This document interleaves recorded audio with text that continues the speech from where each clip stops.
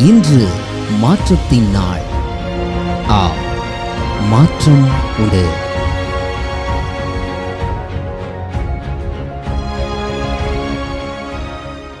ஆண்டவராகிய இயேசுவின் நாமத்தினாலே மாற்றம் உண்டு என்கிற தினதின தியானத்தின் மூலமாக உங்களை சந்திக்கிறதுல எனக்கு மிகுந்த சந்தோஷம். ஆண்டவரும் இரட்சகருமாகிய இயேசுவின் நாமத்தில் உங்களை வாழ்த்துகிறேன். கர்த்தர் நம்மை நடத்தி வருகிற நல்ல பாதைகளுக்காக கர்த்தருக்கு ஸ்தோத்திரம் உண்டாவதாக. அவர் யுத்தங்களை ஓய பண்ணுகிறார், வில்லை ஒடிக்கிறார், ஈட்டியை முறிக்கிறார், ரதங்களை நெருப்பினால் சுட்டரிக்கிறார். நீங்கள் அமர்ந்திருந்து நானே தேவன் என்று அறிந்து கொள்ளுங்கள் என்று சொன்ன ஆண்டவர் உங்களுக்கு வாழ்க்கைக்கு விரோதமாக எழும்புகிற எப்பேற்பட்ட சூழ்நிலைகளாக இருந்தாலும் கர்த்தர் உங்கள் சார்பாக நின்று யுத்தம் செய்வாராக. அவர் யுத்தத்தில் வல்லவர், அவர் யுத்தத்தில் பராக்கிரமம் உள்ள தேவன்.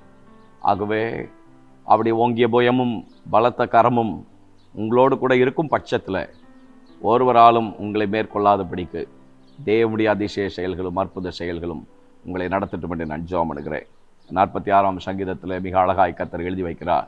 verse number 1 தேவன் நமக்கு அடைக்கலமும் பலனும் ஆபத்து காலத்தில் அனுகூலமான துணையுமானவர். God is our refuge and strength, a very present help in trouble.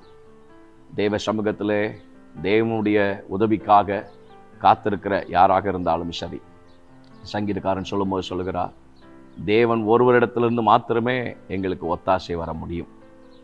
அவரிடத்துல இருந்து எனக்கு உதவி தேவை, அவரிடத்துல இருந்து எனக்கு பதில் தேவை, அவர்தான் இந்த காரியத்தை என் வாழ்க்கையில செய்து முடிக்க முடியும் என்கிற எதிர்பார்ப்போடு காத்திருக்கிற உங்களுக்கு இந்த மாதத்தில் கர்த்தர் நல்ல அடைக்கலமாக நல்ல பலனாக உங்கள் ஆபத்து காலத்தில் தேவன் அனுகூலமான துணையாக இருந்து உங்களை கர்த்தர் ஆச்சரியமாக நடத்துவாராக.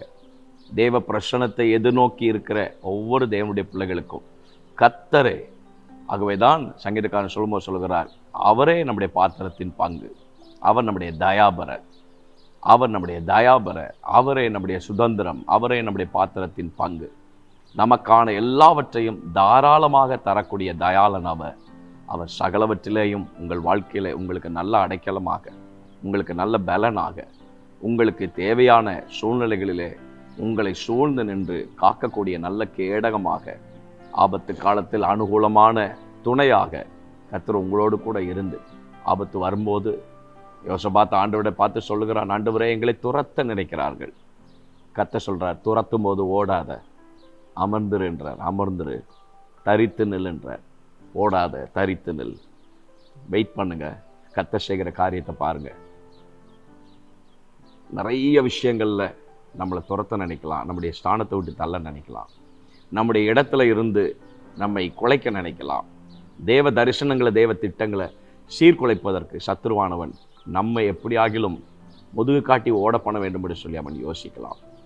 ஓடாதீங்க, தரித்து நில்லுங்க, வெயிட் பண்ணுங்க, வெயிட் அண்ட் see.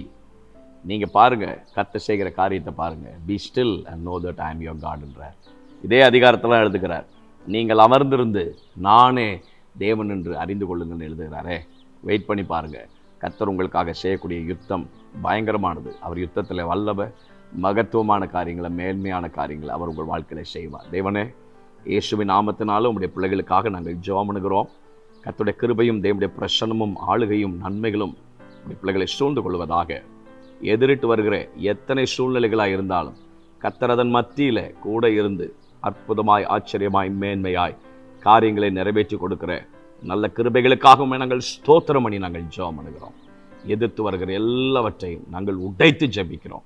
இந்த பிள்ளைகளுக்கு நல்ல பலனாய், அடைக்கலமாய், கேடகமாய், ஒத்தாசையாய் கூட இருந்து வழி நடத்தும்படியாய் ஆண்டவராகிய இயேசுவின் நாமத்தில் எங்களுடைய சமூகத்திலே தாழ்த்துகிறோம்.